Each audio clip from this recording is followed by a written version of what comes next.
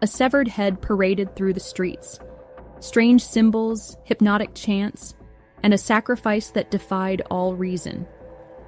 What really happened in Selma, Alabama, in 1888? The truth is far darker than you can imagine.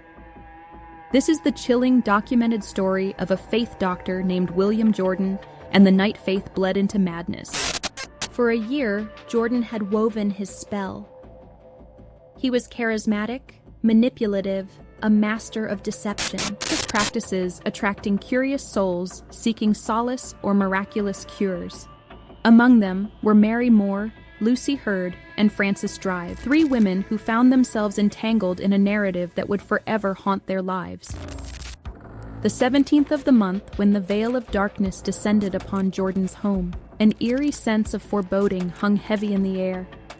A select few had gathered, their souls naively seeking spiritual fulfillment, unaware of the sinister agenda that lay hidden beneath Jordan's charming facade.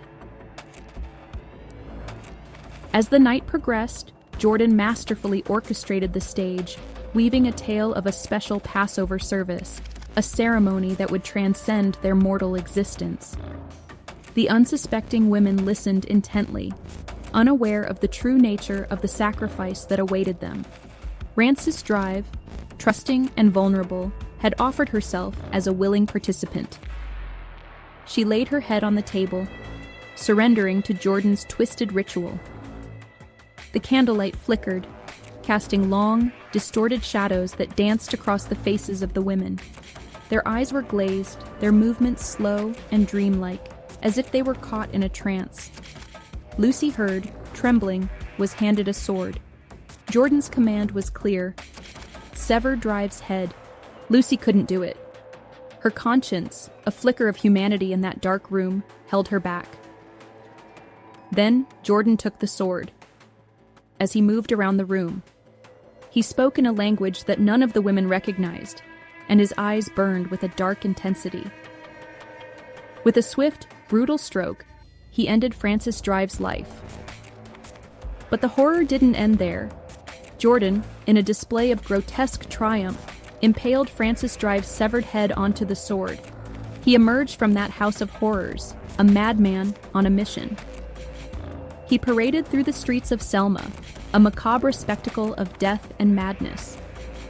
His twisted sermon, infused with delusion and power, echoed through the stunned silence of the town. The sight was so horrifying, so utterly depraved, it sent shockwaves through the very soul of the community. The sound of his unholy preaching and the horrors within reached the ears of a woman walking by on the street. Her screams pierced the night, a desperate cry for help. The authorities arrived, drawn by her screams. Jordan's arrest soon followed, though not without a heated struggle. Armed with the sword that was the very instrument of his heinous deed, he fought with a desperation born from a fear of the justice that awaited him.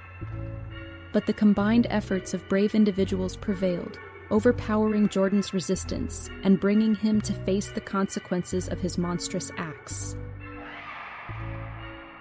Fearing an outbreak of mob violence, authorities took precautions to protect Jordan from the wrath of a community seeking retribution, a spectacle that would only perpetuate the cycle of darkness that had already marred their lives.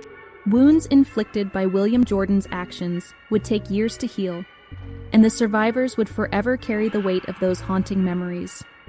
The tale of the faith doctor would serve as a stark reminder of the fragility of human trust and the capacity for evil that can lurk within the hearts of men.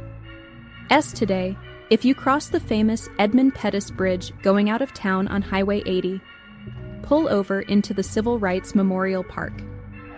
If you know what to look for, you will find remnants of Selma's voodoo history sitting near a small monument known as the Tomb of the Unknown Slave. If any of you doubt this story, just go over to Google Books and search Selma Faith Doctor. You will find links to newspaper reports from all over the world covering this true-life, brutal voodoo murder.